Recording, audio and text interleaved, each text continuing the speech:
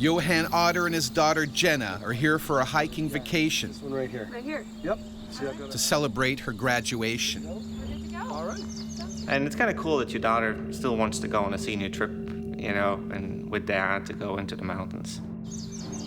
But today's ambitious hike will test them in more ways than they can possibly imagine.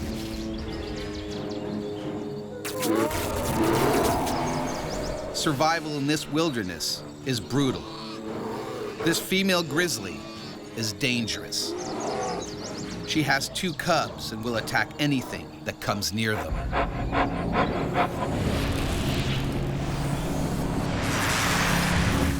Dr. Barrie Gilbert knows just how deadly these bears can be.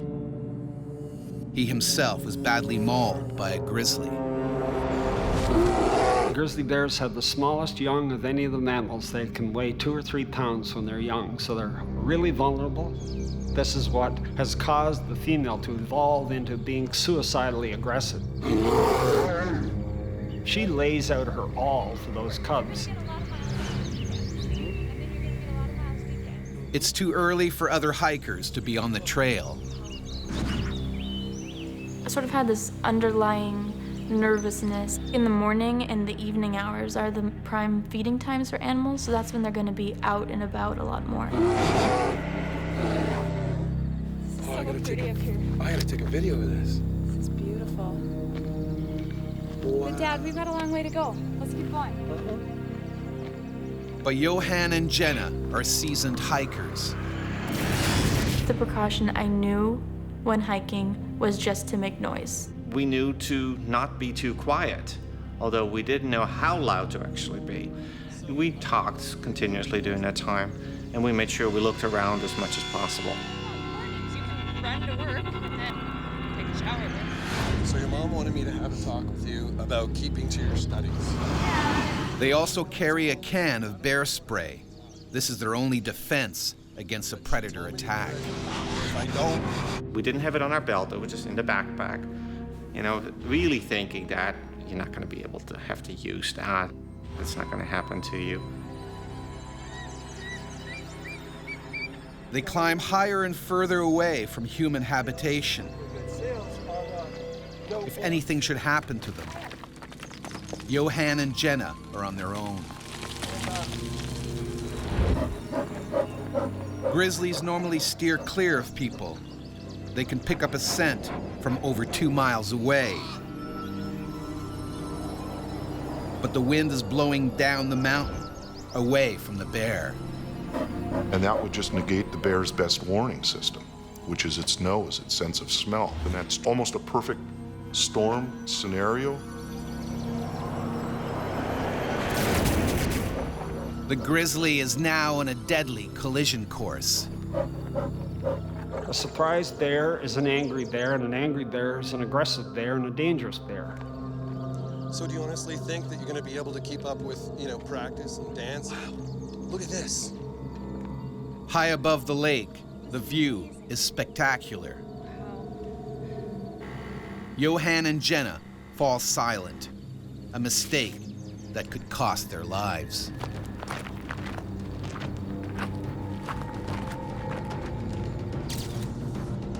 There's a bend in the trail, so you can't see around it, but you don't expect anything to be around it, which I guess is a bad assumption to make.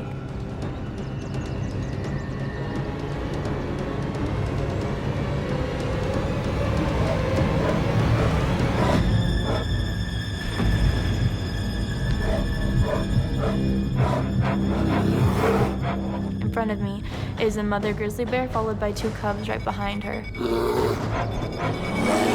I thought, I'm going to die. If you turn and run, you've immediately put a hamburger sign across your back.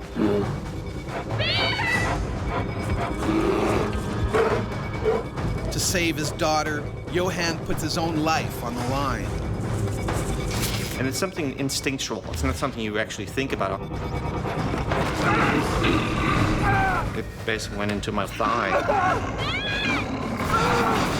The bear bites deep into Johan's leg, again and again, right down to the bone.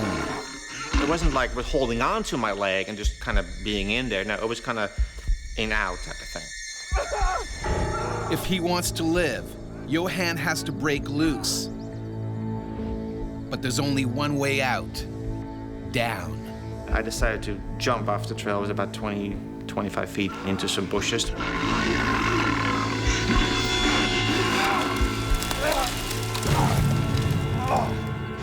My eye was already bleeding or something like that at that point, so something must have gotten into my face. Because the animal went at me like this, so it must have been one of the claws.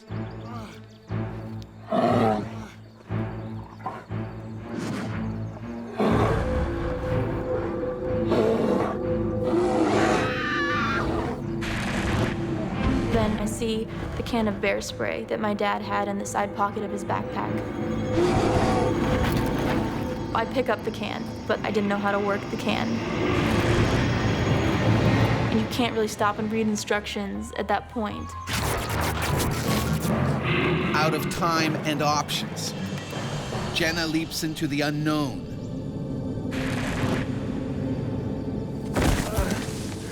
Johan has no idea his daughter has jumped. Jenna, down here! And I see the bear cocks its head back again, looks down at me. By being active, she might have interpreted that he was doing a circle around to get at the cubs. Hell-bent on finishing them off, the bear charges down the mountain. Never felt or seen anything as strong and fast in my life. It's one big piece of muscle. It was lifting me up nearly out of the bushes.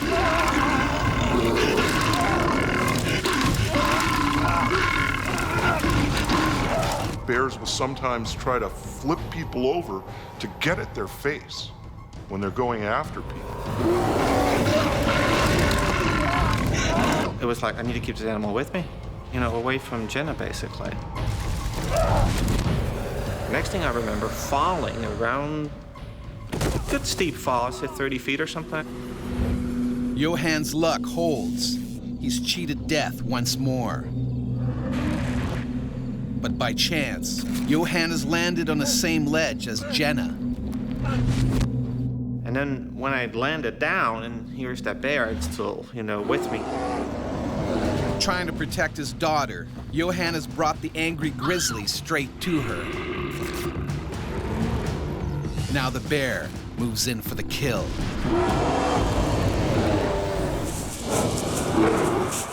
Johan Otter and his daughter Jenna have escaped a savage grizzly by throwing themselves off a mountain. Hot on their trail, the bear is going in for the kill. The animal just wants to get rid of you, to neutralize you, to make you no threat to her cubs. Jenna tries to hide, but Johan faces the predator head on.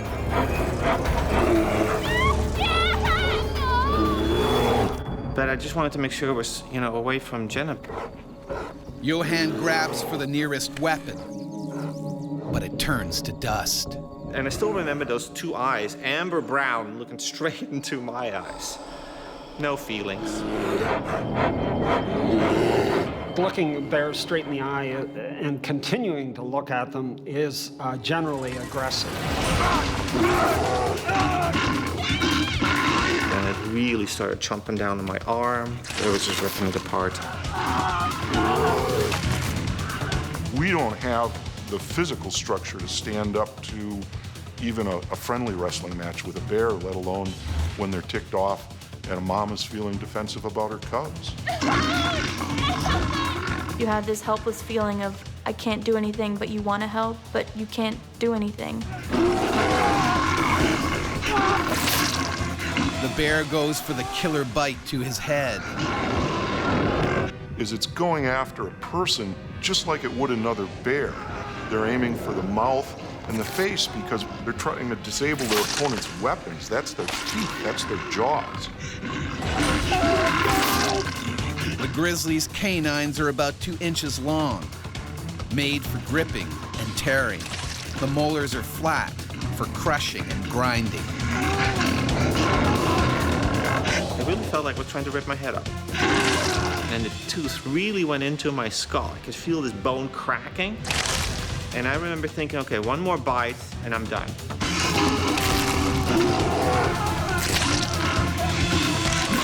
And then I looked down and I'm like, oh, one more fall and I'm dead. But I also knew that if I would stay there, I would be dead.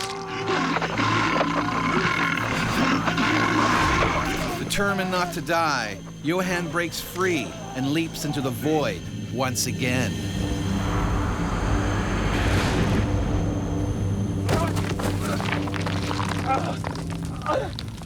A small rocky ledge saves him from certain death, 1,400 feet below. And then I looked up, and the bear kind of was looking over the ledge, basically. I couldn't get to me. It was too steep, basically.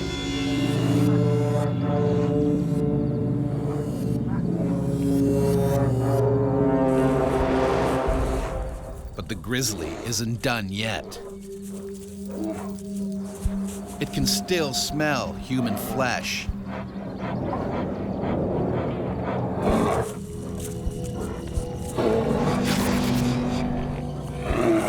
It was just fear of being found, which you know is inevitable.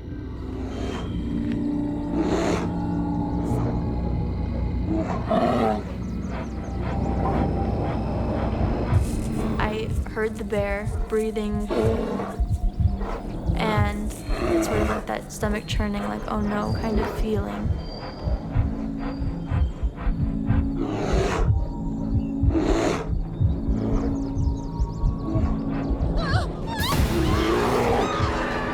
And I must have screamed.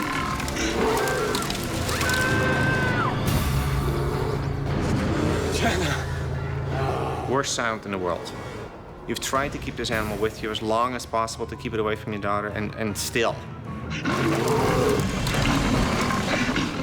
JENNA is trapped. Its lower jaw was the one that ripped open my mouth, and the upper one was the one that grabbed on my neck. And my whole head was in its mouth. Okay, I'm dead. Let's get it over with.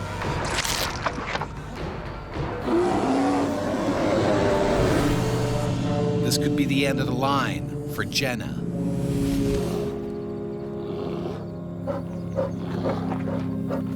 Face to face with death, JENNA takes a huge gamble.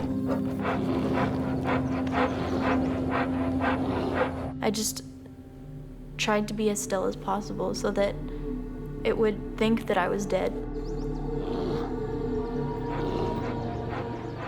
The playing dead routine works if you can quit moving, and if you can remain as silent as possible. That tells the bear, okay, this person is no longer a threat. You can leave. JENNA keeps completely still and silent.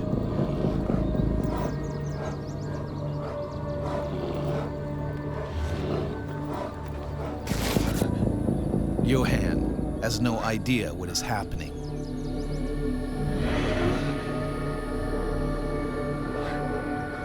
I don't hear anything anymore. I mean, it could mean one or two things. One, the animal left my daughter alone, or two, she's dead. JOHAN doesn't dare make a sound. If the bear has gone, any noise might bring it back. He waits 2 agonizing minutes, then decides to take a chance. JENNA?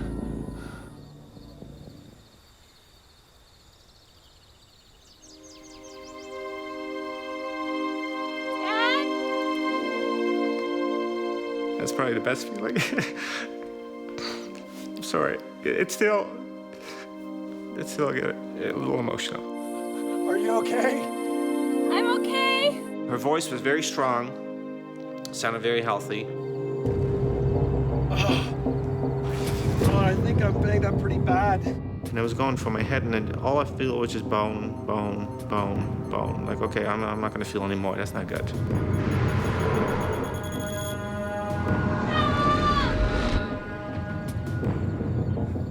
It's still too early for many hikers to be this far up the trail. Johan uses his nylon jacket to protect his exposed scalp. He needs urgent medical attention. Adrenaline triggered by the attack is draining away. He is going into shock. I was getting a little woozy. I was just shaking. I was so cold.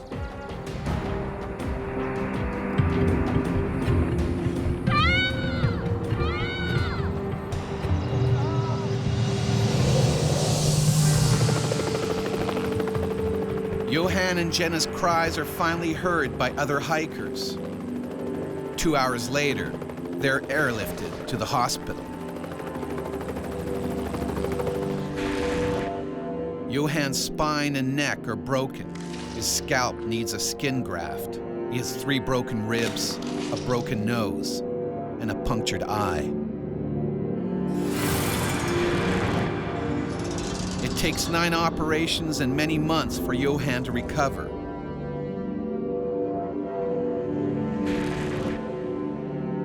Jenna also requires surgery and begins university wrapped in bandages.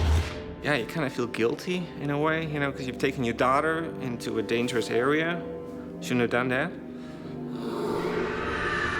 That's when you get a little emotional, like, you know, shoot, I'm doing this to all these people.